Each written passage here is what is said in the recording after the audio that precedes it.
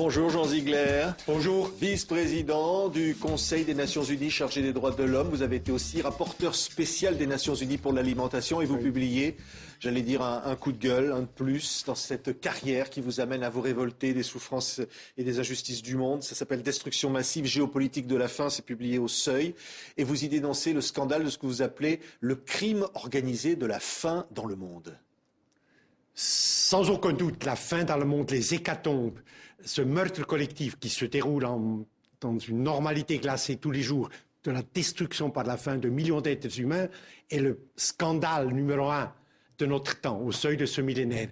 Tous les 5 secondes, un enfant en dessous de 10 ans meurt de faim, 37 000 personnes meurent de faim tous les jours, et près d'1 milliard d'êtres humains sont mutilés, invalidés, par la faim permanente, par la sous-alimentation permanente et grave. Et le même World Food Report de la FAO qui donne les chiffres des victimes dit que l'agriculture mondiale, dans l'étape actuelle de son devenir, pourrait nourrir normalement 12 milliards d'êtres humains, presque le double de l'humanité. Conclusion, il n'y a plus aucune, c'était différent par les siècles passés, aujourd'hui il n'y a plus aucune fatalité pour le massacre. Oui. Un enfant qui meurt de faim, maintenant où nous parlons, est assassiné. Vous dites d'ailleurs, vous citez évidemment les droits de l'homme, le droit à s'alimenter est un droit fondamental, et celui qui en prive quelqu'un, c'est un criminel. Et donc vous dites, qui sont les criminels aujourd'hui ? C'est vrai, l'article 25, vous avez tout à fait raison, de la Déclaration universelle des droits de l'homme, formule le droit à l'alimentation, une alimentation régulière, digne, qui permet une vie sans angoisse, etc., etc.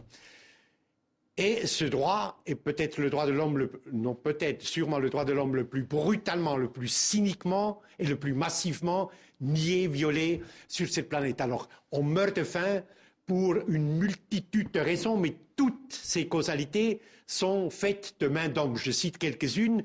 Aujourd'hui, nous discutons aux 12 millions d'êtres humains en Afrique orientale sont au bord de l'anéantissement par la faim. Et parce qu'il y a une sécheresse depuis 5 ans, etc., etc. Terrifiant. Et les Nations Unies doivent refuser des gens par centaines chaque matin aux portes des 17 camps qui devraient accueillir ces survivants. Pourquoi ? Parce que le Programme alimentaire mondial, qui est l'organisation qui doit fournir l'aide alimentaire d'urgence de la part des Nations Unies, le Programme alimentaire mondial a perdu la moitié de son budget en 2 ans. Ça veut dire quoi ? Ça veut dire que les grands États industriels, qui sont les cotisants, les donateurs par la loi du Programme alimentaire mondial, ne payent plus. Pourquoi ils ne payent plus ? Parce qu'il y a la crise internationale, parce qu'on ne peut plus payer, parce que les États sont endettés ? Voilà, parce que les spéculateurs qui ont ruiné les marchés financiers maintenant doivent être soutenus, le système bancaire financé à coût de dizaines de milliards par le contribuable. Conséquence, Paris, Londres, Berlin ne payent plus leurs cotisations au Programme alimentaire mondial qui ne peut plus fournir de l'aide et les gens meurent. Autrement dit, les spéculateurs qui ont ruiné les bourses du monde en 2002-2007 par avidité, par folie du gain, devraient être transférés devant un tribunal de Nuremberg et jugés pour crime contre l'humanité. Parce que ces spéculateurs tuent par centaines de milliers maintenant où nous parlons. Spéculateurs, vous parlez de qui ? Ce sont des gros industriels. Les hedge funds, il y a 3 acteurs principaux. D'abord, le marché alimentaire, les 3 aliments de base, pour aller vite, pour le maïs, le riz et le blé, qui couvrent 75% de la consommation mondiale, sont dominés par une dizaine de sociétés multinationales. L'année dernière, Cargill, par exemple, pour prendre un exemple, a contrôlé 26,8% de tout le commerce du blé, a fixé les prix. Louis Dreyfus Brothers, par exemple, fixe grosso modo, avec quelques autres, les prix du riz. Et ces prix augmentent du fait de la spéculation boursière, puisque les hedge funds se sont joints maintenant. Ils ont migré sur les bourses des matières premières agricoles. Le maïs a augmenté de 93% en 18 mois. La tonne de blé meunier a doublé depuis l'année dernière. Et le riz a augmenté de 113%. Dans les bidonvilles du monde où habitent 2,7 milliards des extrêmement pauvres, comme dit la Banque mondiale, où la ménagère doit, avec rien du tout, acheter sa nourriture pour sa famille, pour elle-même, et bien simplement l'argent manque et ces prix qui explosent et qui profitent infiniment, qui créent des profits astronomiques pour les hedge funds, pour les grandes banques et pour les sociétés multinationales, ces prix-là peuvent plus être payés et les gens meurent en nombre toujours plus. Donc alors, vous les accusez d'être directement des criminels. Criminels, c'est un problème subjectif.